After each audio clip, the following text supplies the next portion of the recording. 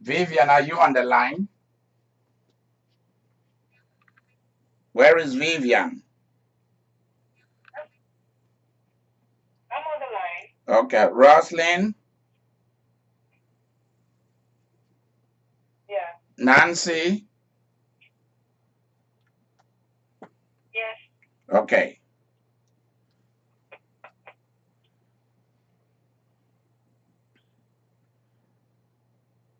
Do not do anything that will not profit you. Do not do it. That's what we are dealing with tonight.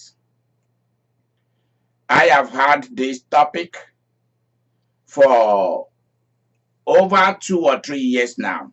And I've been sharing this with Lizzie because it has to do with the country in which, the nation in which she was born. I'm Idika Imeri. I am an archbishop and I am here to solve life issues. If you have problems that demands a lawyer, you call me. If it has to do with finances, how to handle finances, where to invest your money, call me. Buying houses, how to get out of poverty, give me a call. All right, let's go on. Okay. Someone needs to hit mute, please.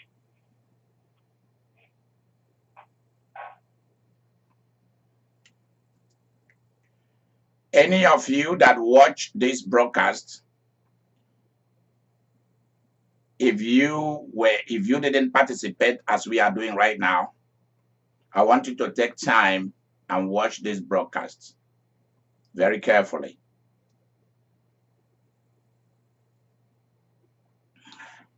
Our fall conference is coming,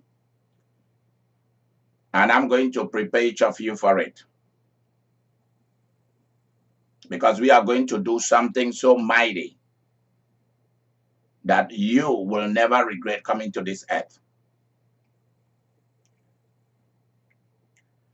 There are certain kinds of dogs. We found them in two territories, two areas of the world: the wild dogs of Africa and the wild dogs of India. The wild dogs that we found around South African areas. I'm not sure of other areas where they are in Africa, but I know they are within the South Africa, Botswana, Namibia, all those territories. They are found there. Recently, I went to our zoo, the Sedgwick County Zoo here in Wichita, Kansas, and I found that they are brought in. I saw two of them. They are constantly making the same round over and over, just like tigers do. They follow the same path, go round and round and round and round, not exhausted at all. And I've told you guys that in the world of warfare, in the world of the spirit, the supernatural, warfare is represented by dogs. So that's why I don't understand why dogs are used as the animal to talk about something bad and dirty, like people saying that somebody is the B word, things of that nature. Dogs are not like that. They're far more superior than what we give them credit for, including the physical things they do. They are teachable. They are very, very smart. I've never seen any human being who owns a dog who did not say to everybody that his or her dog was the smartest. Even if that dog is a dummy, Everyone dog is the smartest, the most beautiful, the one with the best gene. And I don't blame them. The ones that interest me a lot, I'm not talking about the wild dogs of Africa. I will talk about that some days, about what I learned from them. But tonight, I'm talking about the wild dogs of India. Because those dogs, they go in pack. They go in a group, in family. There's always a leader.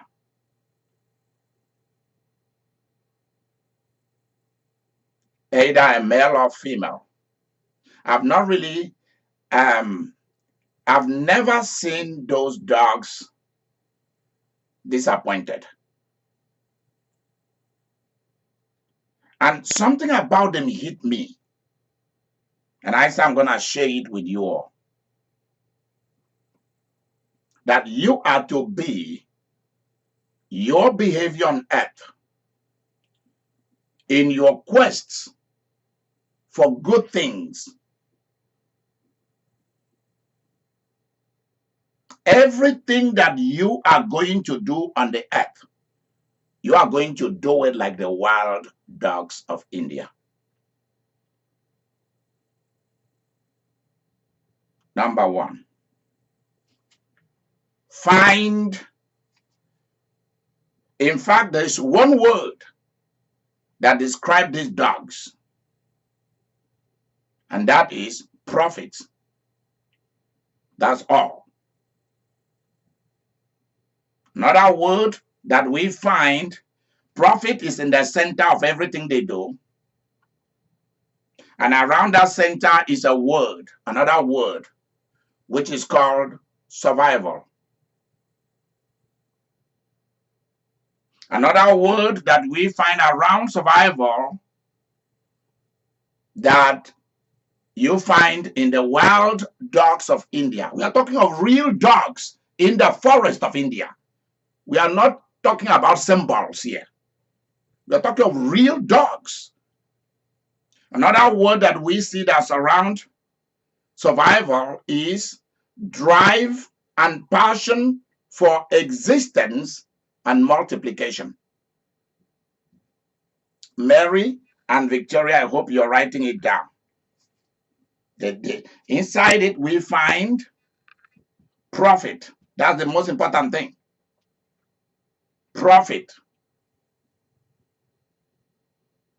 And around it, what do we find? Survival skills. And around the survival skill, we find what?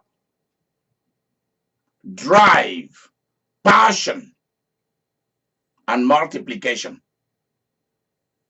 Please make sure you write it exactly the way that I put it. And if dogs, the wild dogs of India, have this kind of talent,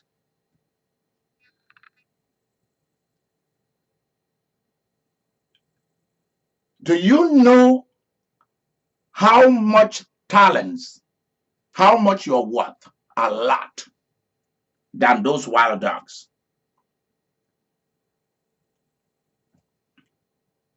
Every member of the dog's family, each member of the pack, knows their rank. They know where they belong in the order of hierarchy. Next, they know their strength. They know their weaknesses. Each member of that family or that pack or that group knows exactly what they are supposed to do when it comes to a hunt, when hunting is done on, when they need food.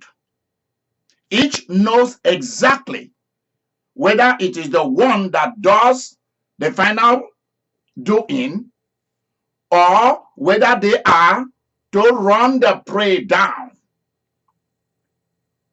Each knows which corner of the forest they are to do the hunt. They also know when to back off. So they do not surround themselves with cheap people, with cheap dogs of their kinds. Every member of that group has a talent that they are bringing. They have a particular drive and passion, but all of them are doing it for two reasons or three. And one reason contains everything, and that is profit. And around it is survival. Next to it is drive, passion, and multiplication. In case any of them dies or cease to exist, they have produced into the family those who are to continue the longevity of the pack. The survival of the pack is primary, because one dog cannot do the job by itself.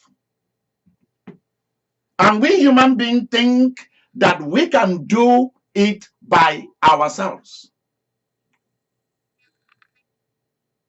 And we do not surround ourselves with prominent people who have talents and giftedness that we can tap into with all humility, not with bully.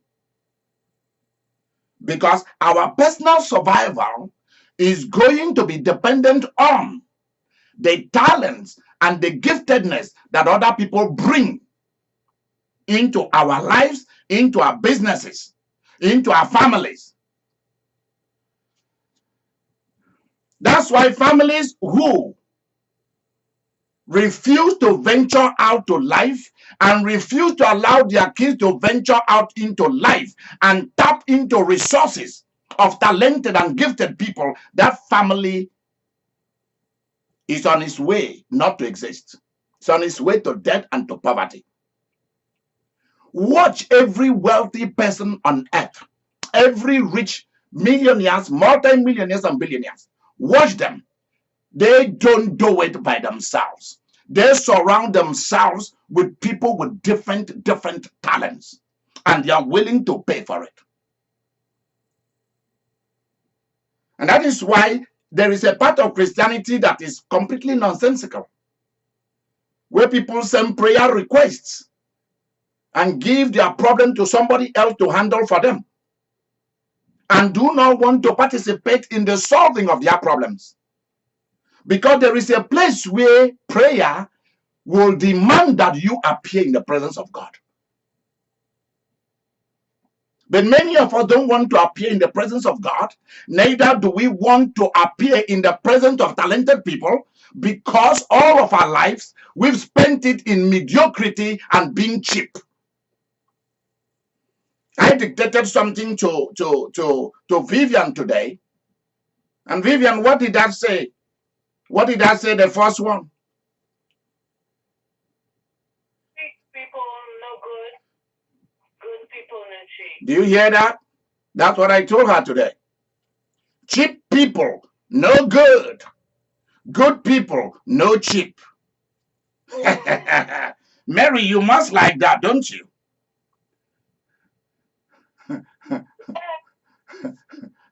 Cheap people, no good. Good people, no cheap. And in the world of the wild dogs of India, they don't have no cheap dogs among them. They are all top dogs. All of them are top dogs. They exercise, they eat the right food, they stay in shape. Not just for the hunt. Because majority of the time of these dogs, they don't spend it hunting. They spend it enjoying life, staying together. I don't know what kind of meeting they have when you see them sitting there, grooming each other, and also taking vacation. They sleep a lot. They sleep a lot and build energy and raise their kids comfortably. Everyone in that park helped to raise the babies, the puppies, all of them, because they know that their future is in those children.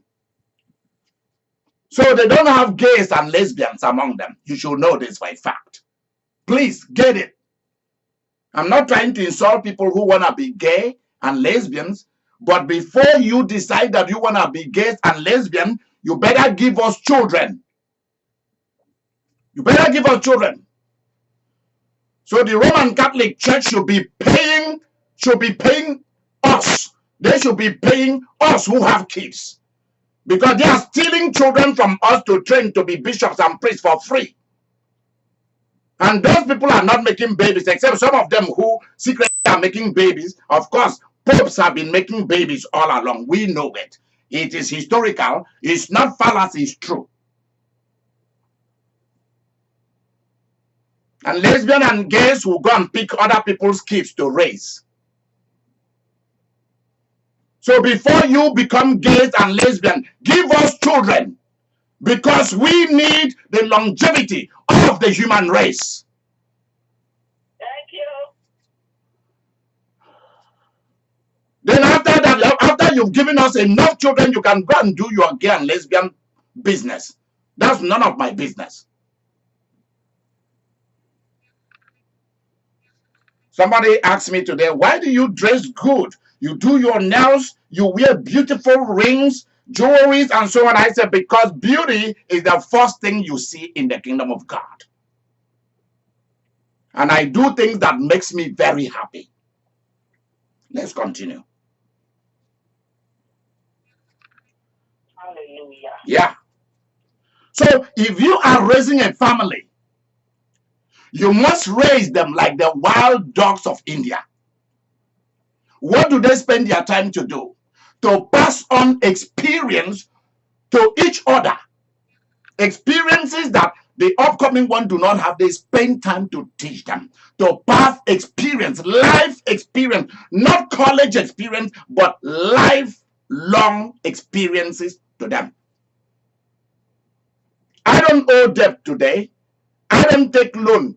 Why? Because of what my father passed on to me.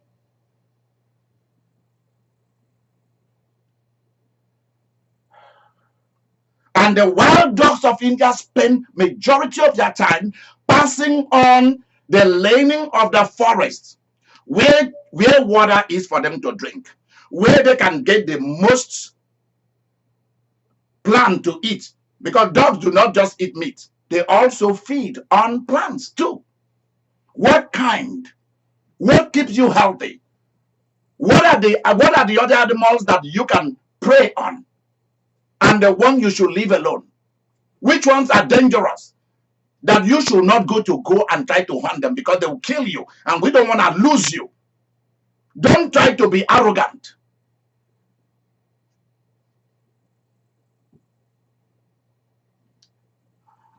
They spend time to teach each other the order of business, how the forest is organized. What is that? That's an owl. That's an eagle. That is a tiger. Let's all get away from here. That's a tiger. We don't need them. They are our enemies. So that you do not go and fight a fight that does not belong to you and lose your life.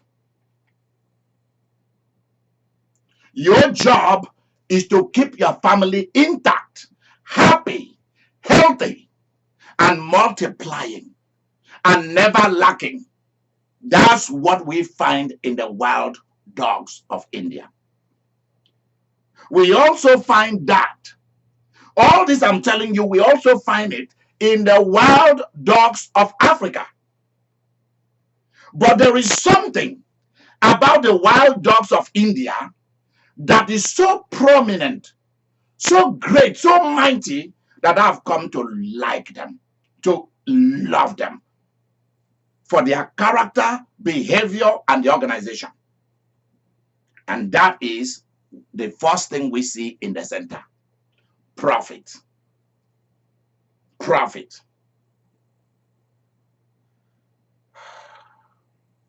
If they go to hunt, and they start hunting, or they go to find food,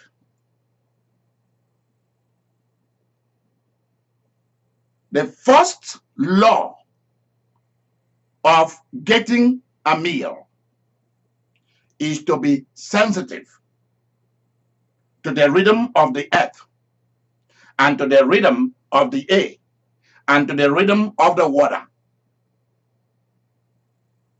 They are very sensitive to whether the move they're about to make is going to be for profit or not. If they smell or sense that there is a human being in the forest watching for them to kill, because that's what a lot of some tribal Indian people do. I'm talking of Indians from India. There are many of the cassava eating club in India. Lizzie, you know what I'm talking about. Yeah. Cassava is a very good delicacy. India has the second most populated nation on earth, 1 point something billion people. And majority of those human beings come from poor people who survived in the forest or in their villages or in their small towns. And they supply the big cities with human beings for industrial work, services, professionals, colleges, all doctors. They are all coming from the village people and from the little quasi towns of India. And what these poor people do is they will go and hide in the bush, in the forest, where these wild dogs live. And they will stay there and watch when these dogs go and hunt and bring down a deer or other animals. And they will secretly follow them. They will hide and watch. And so when these dogs make a kill, these cassava people comes out. These villagers comes out. These villagers also are great farmers. They are great farmers. So they come out and scare the dogs away. And the dogs will flee. And they have free meat that will last for 2, 3, 4 months. And they share with their larger families and friends. Other animals like tigers will also watch and come and steal their meal. So finally, the dogs learn over the years. They learn over the years. So when they are on a hunt, even if they are bound to make a kill, and they sense that there is a human being. So one of the things that you will see in the documentaries about them is you will see them chasing a gazelle or a deer or other animal that they are able to bring down. You see them chasing it. And suddenly they stop. They are almost holding it down, about to start tearing it up. Suddenly they let it go. And I'm like, bloody hell, why do they do this? Why do they let it go? They've been chasing this animal for a while, and finally they got it. And suddenly they let it go.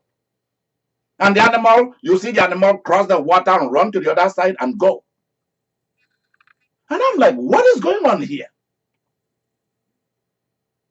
And then I saw them start a chase, and the animal wasn't even strong enough to run, and suddenly they turned back from eating it. They turned back from killing it.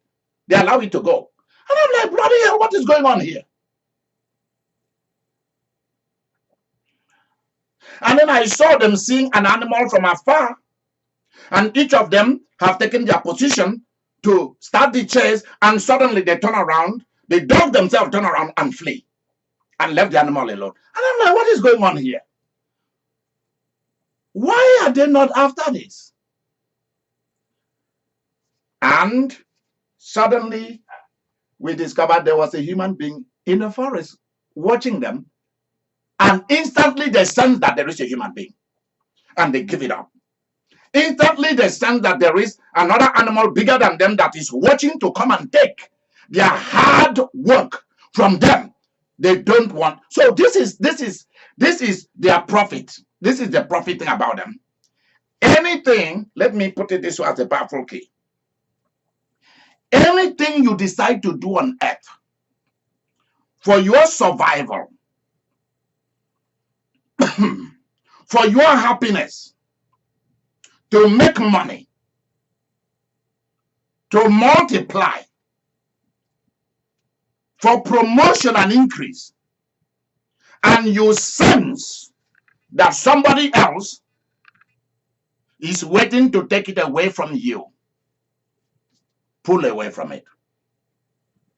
Don't waste your energy. So they decide, those dogs decide that they are not going to waste their energy, their talents, to hunt for free for other people. I learn quick from them. They are not going to hunt for free for other animals. They are not going to hunt for free for human beings. So even if they are about to bite the animal and one of them will make a noise and they will just pull away immediately and go away. I am not going to do anything that I'm not going to have 100% profit. I'm not willing to do it. That's what the dogs are teaching us. The wild dogs of the forest of India. And us, we decide to get into marriages where somebody is going to contest hard-earned money we use to buy a house, turn it into a home. Somebody who did not even contribute up to 10% won that house. Somebody want to marry you because they've seen that there's a little money in your family and they're interested in that money. And so they become a stay-at-home mom, stay-at-home dad. They don't want no college, no professional training, nothing. They stay home. Why?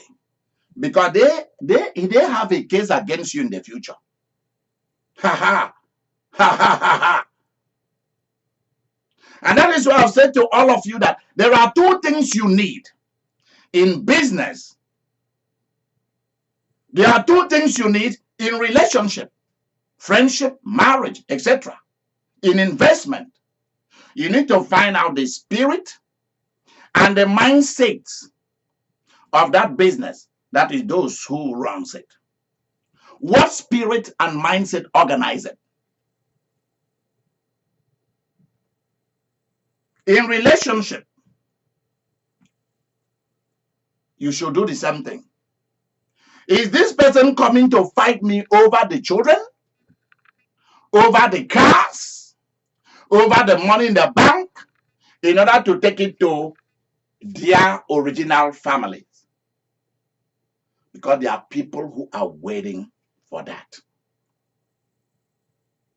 And that is why before you start relationship with anybody, watch out and see whether they are willing to begin to invest in you.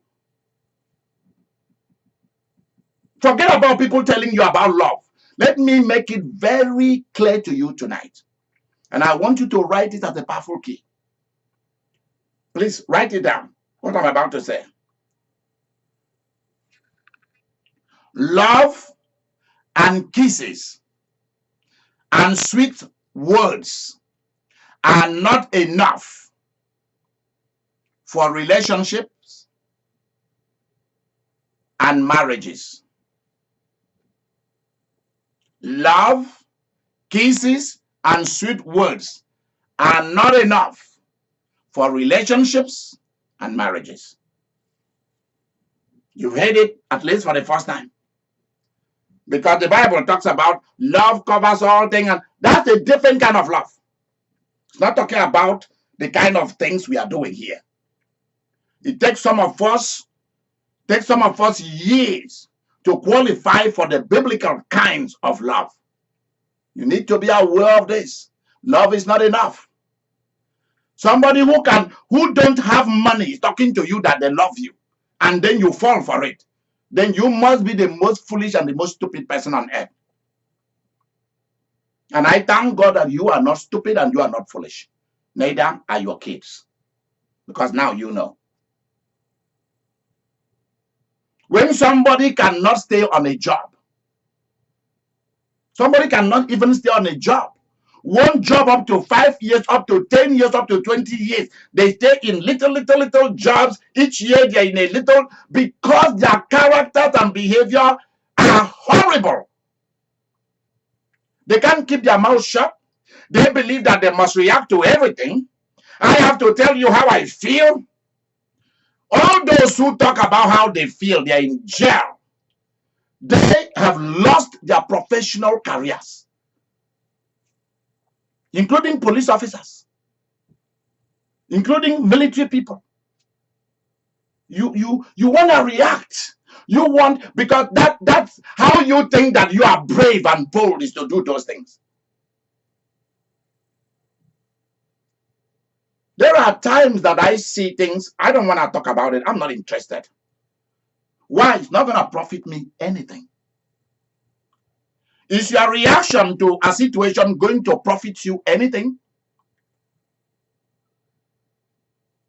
No. Then why do you go about doing it and saying it? What's the use of sitting down to be discussing and quarreling? What's the profit? Is there going to be a change? No. So why indulge in it?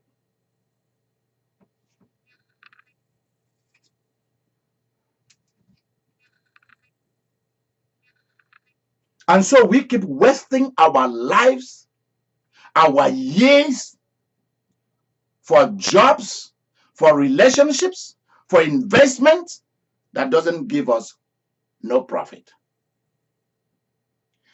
There was a time that somebody was trying to talk me into, is it Quickstar and Amway and all those things. That was many years ago when I used to live in California.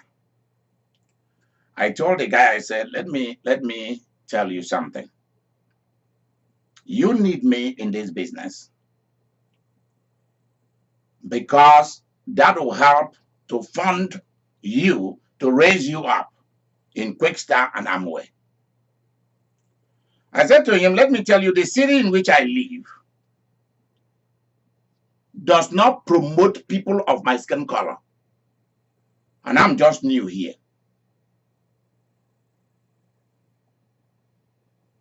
I work, my life has rallied around, my life has been around the Caucasian race. My life has been around people of European descendants, almost all my life. And I mean, when it comes to promotion, to learning great things, it has rallied around them.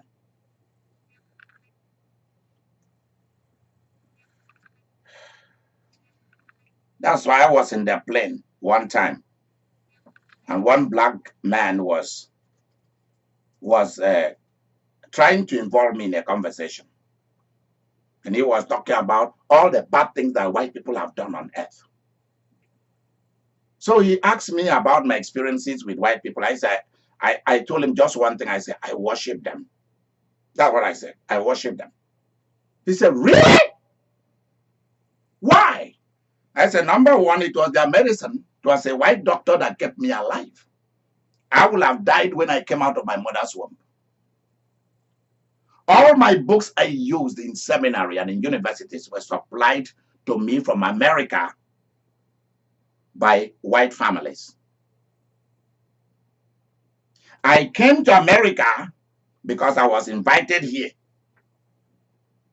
by the Lutherans, a white church. Blacks didn't know what to do with me until people like Mary decided to know what to do with me. And Vivian and Roslyn and the rest. And Beatrice and Ladry and Anne.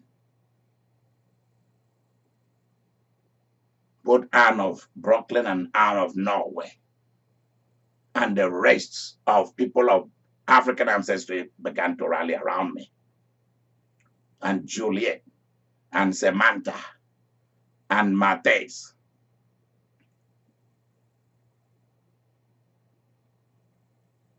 All around me. That's why my ministry is not a black ministry, an African or African American ministry, or African Caribbean ministry. No. My ministry is for everyone from everywhere. My business, because we are not just ministry things, our business is for everybody.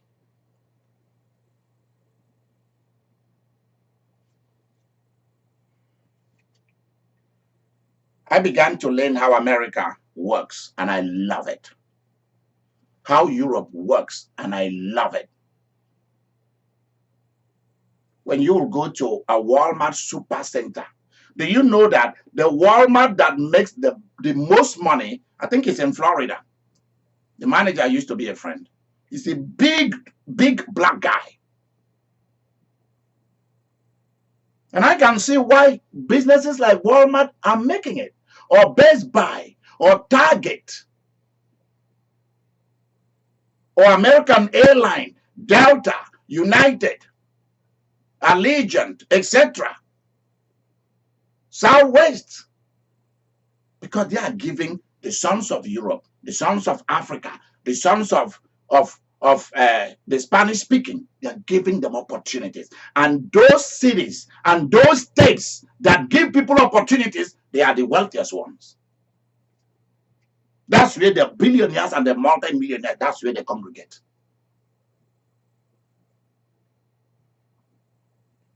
Because what you're gonna need in life will come from different races, different colors. And I learned fast from the white families that took me in.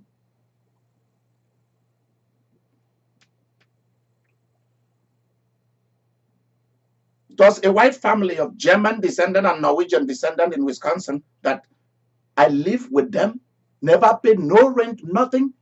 They provided me with everything for more than a year, and then established me in my own dwelling place. Can you believe that? So why should I join them to be talking against white people?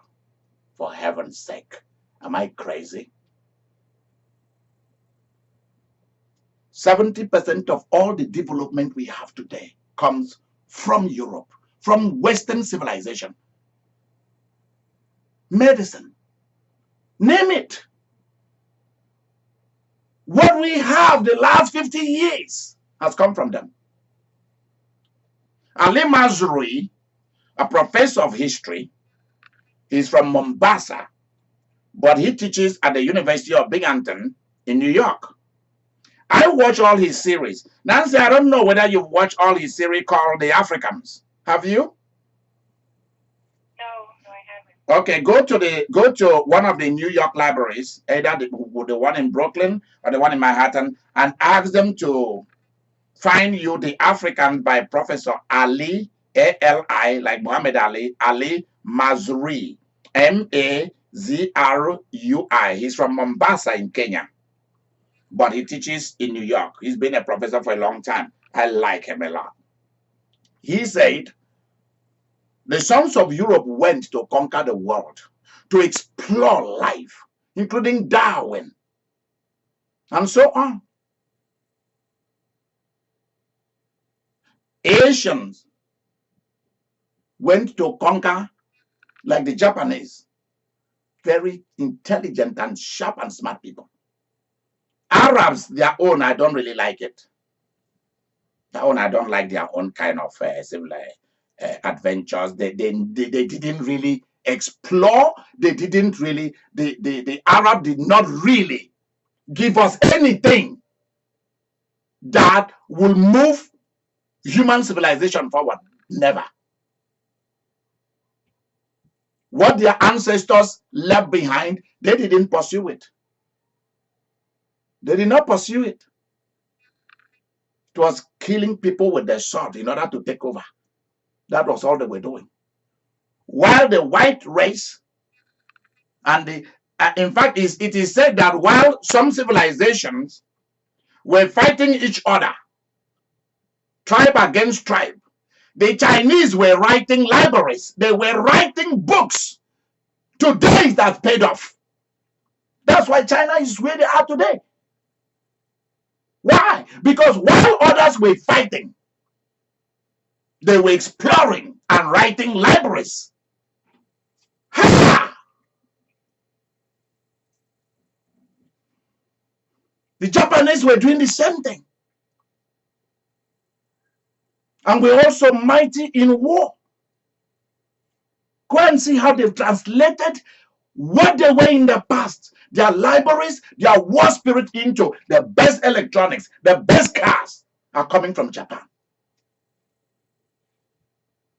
And China is not ashamed to copy from anybody who has it. Same thing with India. Same thing with South Korea. But nothing from Africa. And Imeri said, the only continent that never left, apart from people moving out of Africa in ancient times, because everybody come from a black woman. Everybody. This is not a joke. This is science, I'm telling you. Everybody come from one. Adam and Eve were black people. Please. They are not from Israel. Israel is just a new nation. They are not as old as all of that. They came from the earth. Adam and Eve came from the soil. That's how Jesus molded them. That's why everybody come from a black gene. This is modern anthropology, modern biology that I'm telling you. And that is why some races are ashamed. Like they found skulls of ancient Russian people. I was watching TV 2 days ago of a documentary of the skull they found in Russia that goes thousands of years. And they've put it together for analysis. And shock of all shock. It's a woman. And she's from sub-Saharan Africa. The Russians can't believe it. That they are all coming from a black woman out there in Russia. This is not to make black people great or they something. I'm just telling you what history is. But where we have had the outbursts of the greatest promotion of human welfare has come from Western civilization.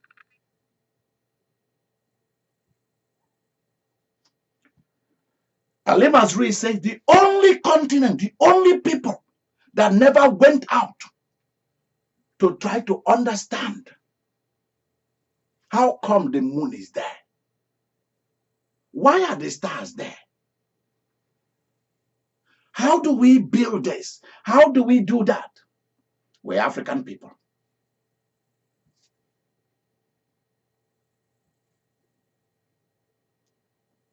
And I'm not ashamed to say that.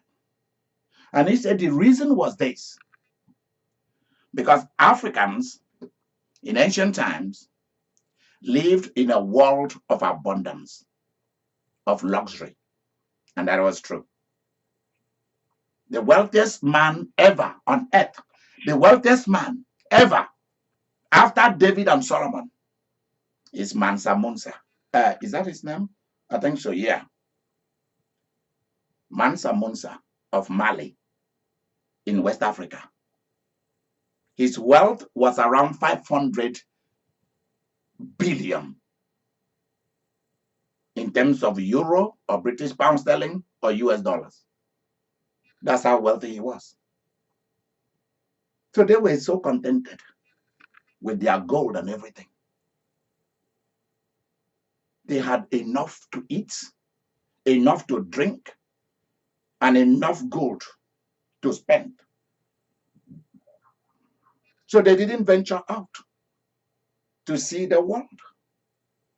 And today, all of us are paying a price for that redundancy of not really wanting much out of life, because we think that what we have was enough. Nobody wrote a library except what we found at Timbuktu and some few places. Nobody. And yet the sons of Europe, sons of India, sons of Asia were writing libraries, questioning the earth. And all of it was for profit. And today we see the profit in science and technology. I asked Mary a few days ago, last month. I've also asked Anne about it. Show me one car or one motorbike that is made in Africa. None.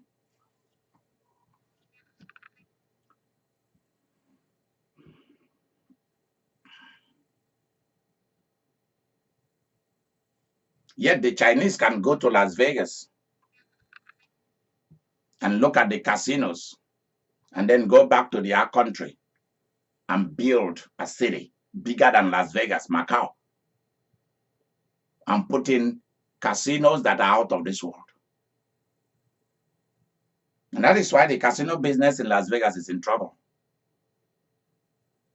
Because the Asians that used to come there and throw money away, they are now doing it in their own place, China. And that's what I'm saying to sons of Europe in America. If you sell everything, you finish, you sell your hotel, you sell your farm, you sell your cattle, you sell your bank, you sell everything, your gas stations, to outsiders. Well, don't blame the politicians when they will seize on it to win election, that others have come to take away your country. Because let me tell you something.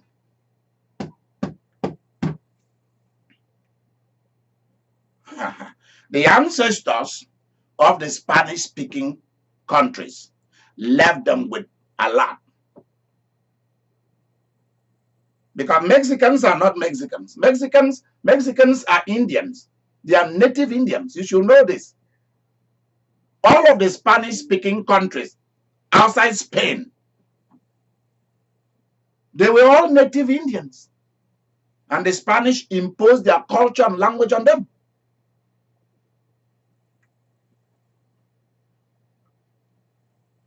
But I can assure you the experiment that they have been doing for the last 20, 30 years in this country is paying off. Because there's no way you go into right now. There's no bank, there is no company you go into that all that sex by the dishwashers of hotels, the cleaners, the construction workers has paid off. Their sons and daughters.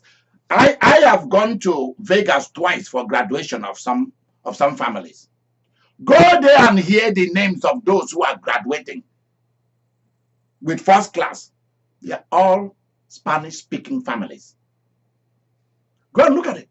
Now they're establishing their universities. Why? They understand that finally they have to venture out.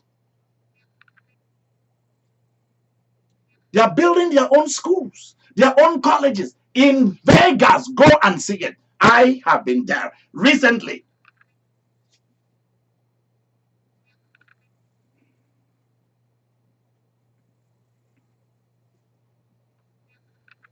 Jennifer's daughter is in one of the colleges.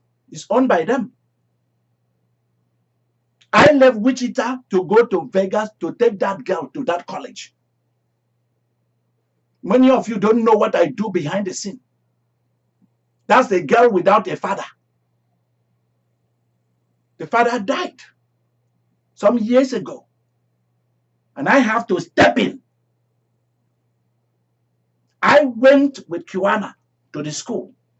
90% of people in that college and the owners are Latinos. So I raise a thumb up for them. Because they understand what we are teaching tonight. Profit. We think that they are stupid to be cleaners. They are stupid to be the construction workers without no green cards. They are not. Go and find out how much they send back to each of the Spanish-speaking countries where they come from. So I think it's about time that we should stop disrespecting them and start loving them and accepting them, because they are not going nowhere. And the quicker you know it, the better. That you should love them and embrace them, that they are part of the United States. And there is no president that will come and tell us anything that will make them go away.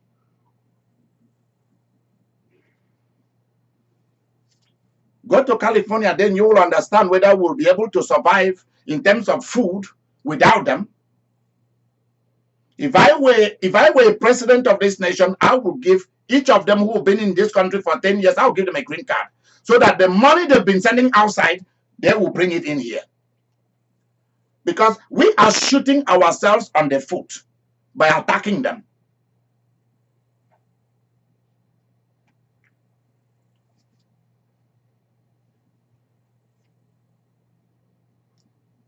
One of them is one of the world's most richest man, Carlos Slim, who sells cell phones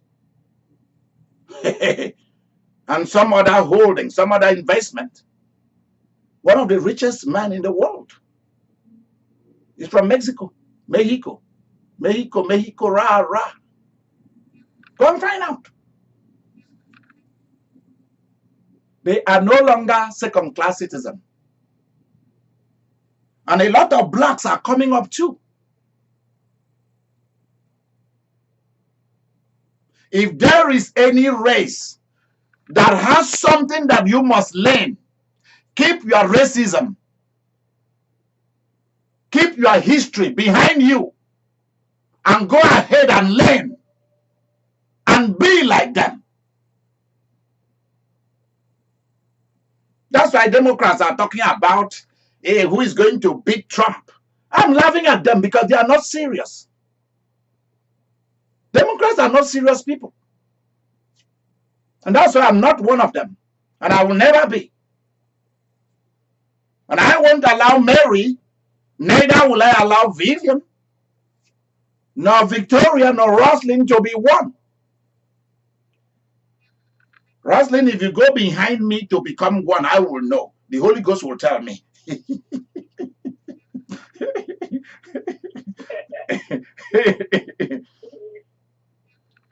Because right now they are talking about health care. Trump did this, Trump did that. Did you guys not know that Trump was crazy from the word go?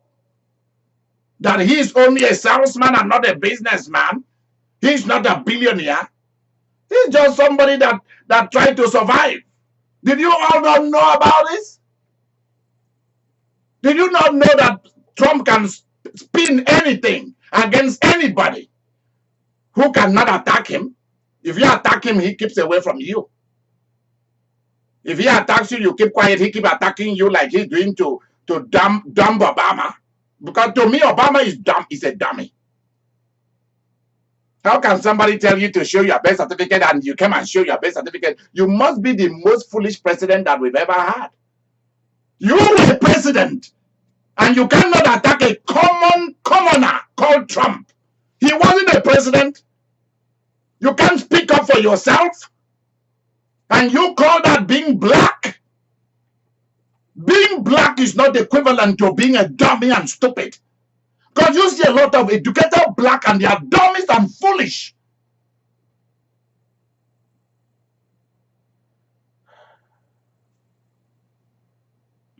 You think that Trump will go and attack the John what is his name? This guy who is the new Prime Minister of Britain? No. Or people like Tom Steyer who is running for presidency? No. That guy has about 30-something billion legitimately made in business. And I will not be surprised because Democrat does their thing by hierarchy. I will not be surprised if they give it to Joe Biden. Now I wonder what Joe Biden is going to give to this nation. If you ask me among the Democrats who is qualified to be president, it is Tom. Because he's a businessman. We Americans, we are not interested in healthcare. Healthcare is not number one for us. What we are interested in is business, profit, money, power, good food, good schools. But the number one is job and business. That's what we Americans are interested in. It's not healthcare. It's not race. Go and look at the billionaires of America. They come from different races. And the billionaires of the world. Everybody has killed somebody. Every race has conquered some people in world history. We've all done it. And we want to sit back to cry over it, to fight over it. Why can't we even emulate Nelson Mandela, who came out and said, don't fight the white guys. Those days are over. Let's work together. And now see, South Africa is doing well. Everyone wants to go and invest in South Africa. And the idiot called Mugabe came and chased the white people away and called them dogs and pigs and killed them. And they were the ones who had the knowledge of how to raise crops in large quantity. Zimbabwe would have become one of the most richest countries in the world if it allowed the white farmers, the Boers, the Dutch farmers to stay there and work together and reconcile and say, let the history of bad things go. He started killing them and chasing them. And the African Zimbabweans cannot even produce food for themselves. When I say this kind of thing, those from Zimbabwe might not like it. But there's nothing you can do to me. And there's nothing you can do about it because you know that I know your history. If it was good, why did Oliver Ntukubzi, who died, why did he sing against all these things? One of my favorite musicians. Why did he sing against Mugabe? Because Mugabe is an idiot. If you don't know how to bring the different races together and work with them, then why do you want to be a leader and a ruler? Because Mandela did it. He brought everybody together. Desmond Tutu did it.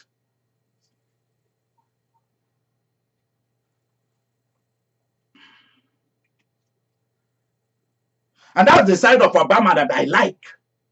I will tell you what I like about somebody and what I don't like about them. We're trying to bring the world together and let's work together. Was the side of him that I like. Including bring the Muslims. Let's work together. He did it. Whether we give him credit or not, history will justify him in those things. And whether Trump tried to tear it away, when Trump leaves power, we have a lot that we are going to repair. Because I cannot wait for the right person to come and repay damages that has been done.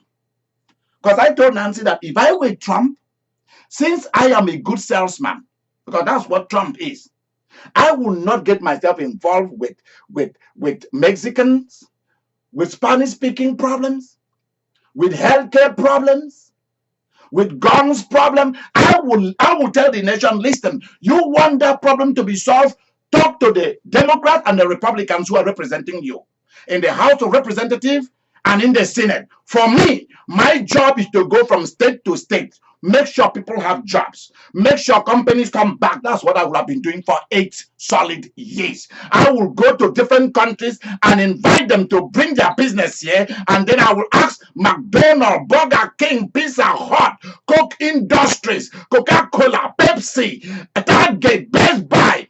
Take it to those nations, no matter how poor it is, plant it there. And I will take America and plant everywhere. American culture will be everywhere. Everybody will wear our jeans, will wear a t-shirt, will wear our this thing, our tennis shoes, our televisions. I will tell China, bring those things, bring those cars here. Come and assemble it here. Take 50%, give us 50%. We'll be very wealthy. I won't spend my time doing all this trashy drama. And if I were Obama, after bringing the world together, then I will concentrate on business, business, business. That's all. Let the politicians deal with their problems.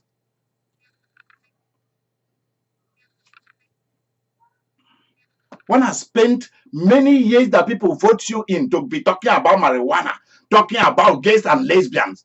What the heck? Is that what we're interested in as Americans? Talking about abortion, talking about guns. Is that what is going to give us food? We want jobs. We want businesses. We want the farmer to be properly compensated in the years of drought. We want them to raise their cows, raise their pigs, raise their chicken. We want America to export all those things and import from other countries. That's what I want. It's all about profit. That's what it is about. It's not about talk. The dogs of the forest of India don't spend their time talking and working for somebody else to come and take it. They will not do it. You have been spending your life in things that are not giving you no money, not making you money. Relationship that is not making you no money, nothing. And you've endured it. Life, let me put it, Vivian, please write it down. Mary, Victoria. Life was made to be enjoyed, not to be endured. Life was made to be enjoyed, not to be endured. So that at the last day you say, I'm going to Jesus. And then you forgot Jesus said in the New Testament biblical tradition that he left us with talent. And he will ask us what we did with that talent. And you think all it was for you to be born again and go to heaven. And you forgot that you have to use that born again in business. And the worst people in business are Christian people. Because Christianity has become like the new marijuana. You smoke it and go to sleep. You don't think. The pastors don't challenge people as to, do you have a job? That's what I used to do when I was running big churches in Africa. I will call, before the kids graduate from 4-year universities, I call them into my office and question them about what they are going to do. I spearhead them getting a job. If they don't have money, I spearhead who goes to law school, who goes to medical school. That's what I've been doing all my life. And majority of those boys and girls are all millionaires today. They are all senators, they are all this, they are all lawyers, they are all judges. Thanks to Idika Imeri, and thanks to the Holy Ghost. Thanks to Jesus, our King and God the Father, who gave me such insight. Amen. How many pastors or archbishops that you see asking their member, how is that job going? Do you need a new job? What are you good at doing? None. Hallelujah. All you hear is donate, give, give, give, give. And you don't ask them, how are they surviving? Let me tell you, God will punish them for that. Because you think that preaching is all that you are called to do. Any preaching without action amounts to nonsense. Please write that down. That's a powerful key. Any preaching without action amounts to nonsense. And that is what we've been consuming since we were born. Nonsense. Because we go for them to tell us the story of the Bible about Moses, Abraham, Isaac, Jacob, Jesus, Paul, and Peter, and Andrew, and Mary Magdalene, and Mary, the mother of Jesus. They tell us all these stories. But let me tell you what God told me. Listen carefully. He says, son,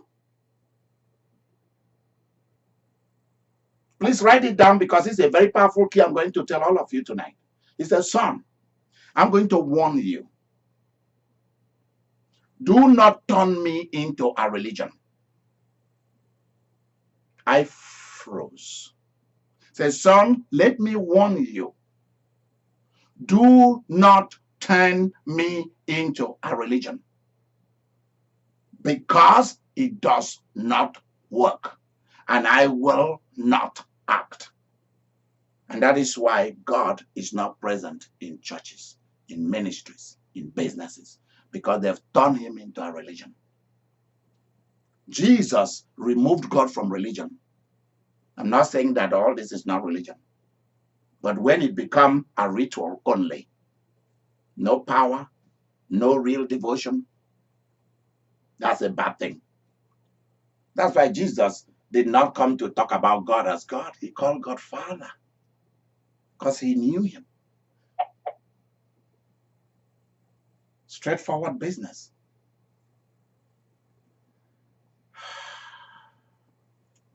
Stop doing things that doesn't give you much profit.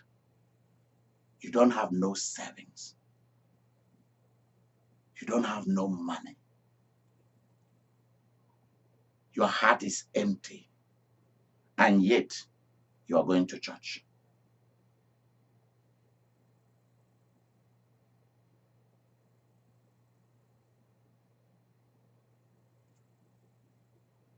Any job that is not going to pay you what you're worth for, you can do it while you are searching for something better. When once you get it, leave it. If you're in a marriage and that marriage doesn't work, you must get out of it. I'm not going to keep you in a marriage that has no profit in it. And to double down on it, you are being beaten and tortured mentally and physically. No more.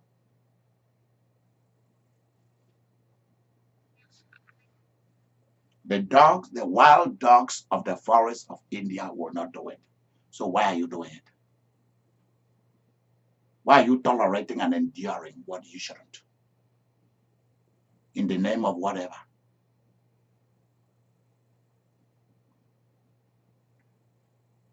See, I went through the Bible and I began to look at how God connects people. And I discovered that God will never connect you to somebody that is poor and broke. The Bible is, let me tell you something that the Holy Ghost told me. And I want you to write it down as a powerful key. The Bible is not a book for poor people, broke people, raggedy looking people. Continue writing. The Bible is not a book for fools and people with raggedy imagination. That's not their book. Because if you fall into that category,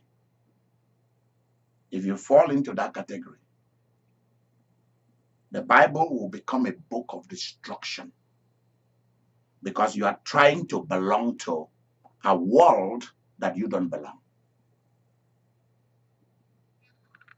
It's the book for kings, for rulers, for the movers and shakers of heaven and earth. That's their book.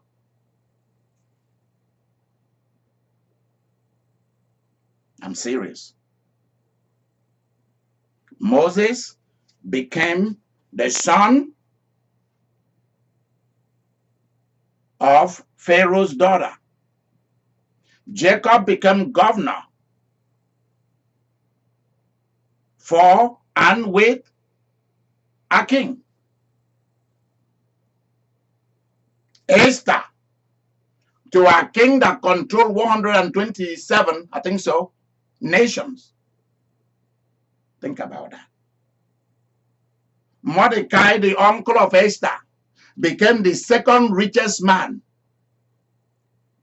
in the world because of Esther.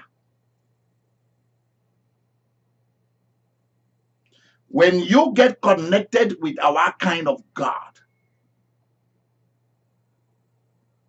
and our Jesus, our kind of Jesus and our kind of the Holy Ghost, automatically everything is for profit. Automatically you are connected to profit, to strong drive, to power and to money. This is where I want to stop for today. And I'll see each of you at midnight today, midnight Central Time. Midnight Central Time, we will not be talking. We'll be doing something completely different. I'm bringing you into solemn prayer time at midnight. That is 1 a.m. for those of you. 1 a.m. for those of you in the East Coast. Vicky, what time will it be on Pacific time? Would that be 10 o'clock? Yeah, 10 p.m. 10 p.m. for those in Pacific daylight time, something like that. So we'll be meeting.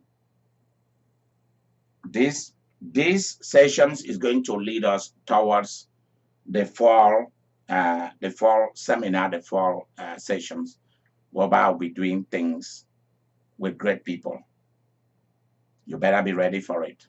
How many of you have learned something? And what have you learned? Can you share with us, please? You can unmute your phone and talk. After that, you can mute yourself back. What have you learned? That you shouldn't do something because it's tradition and you've always done it.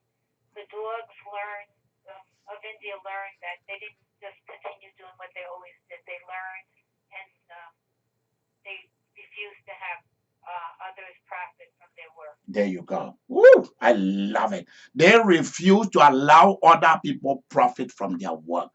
I love it, Nancy. Nancy, do you see why I love you? I'm going to tell Lauren that I love you.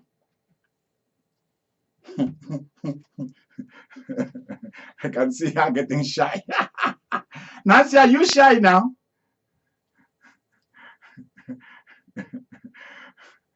Where are you, Nancy? You ran away? Yeah, right here. Okay. Who again have learned something powerful tonight? I have Barbara. Barbara? Yes. Idika Imeri's lover. What have you learned? I've learned that the dogs stay in the family and they don't want anyone else entering, and they grow the kids from babies to adults. Good. Thank you very much. You see why I love you? I'm going to tell the three gangsters of the East Coast. I'm going to tell them about it. Thank you. Okay. All right. Who again have learned something?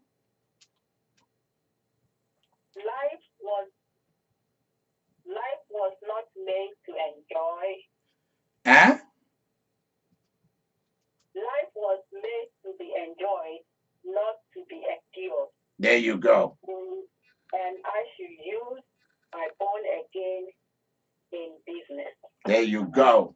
I should use my born again for business. Woo! I love this. Where is Vivian to shout with me? Where is Vivian? Where is Vicky? Hallelujah. Victoria. Victoria. You know, the dogs are even smart enough to make sure each family member has a position, and then they focus on that position so that they master it, and then they all come together with their gifts and they all conquer and get their goals. There you go. To learn from them. Can you write exactly what you've just said? They all focus on that position and master it and use it to conquer and meet their goal. Can you write it exactly the way you are saying it? Please write it. I want to have it. I love it. This girl is so intelligent, so smart. Wow! What am I going to do with this girl? Mary, do you see what you've done to Vicky? Do you see what you've turned her into? Woo! I love it. Who again have learned something tonight? When someone dies, to make sure that they prepare the next person for that spot. There you go. You don't get weak. There you go. Write that down too. Write that down too. Vivian, I hope you are writing down what she was saying.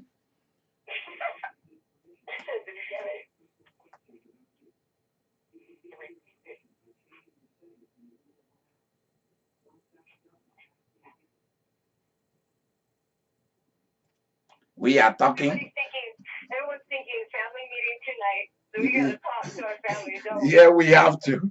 We have to talk to our families. Yeah. I am talking to everybody here, and Google something inside. Google something out there by the corner of the room here is telling me that I should ask questions. Okay, Google is telling me that I should ask questions. That is funny. All right. Who again has learned something tonight? Please tell us. Share with us. Not doing things that does not give you much profit. Okay. Okay. If it is not profitable, stop and do something that will profit. There you go. Hallelujah. Okay. All right. Is there somebody else that want to say something? If not, we want to bring it to a close here. And I want to thank each and every one of you for joining us during this broadcast. And those of you on Facebook who are watching this broadcast, I hope this has been of great use to you and will be of great use to you. If I were you, I will play it over and over until something sunk in that I can use to master life on earth. This is Idika Imeri, and I wish you a very happy weekend. I'll see you on Sunday at 12 noon Central Time. Good night, and God bless.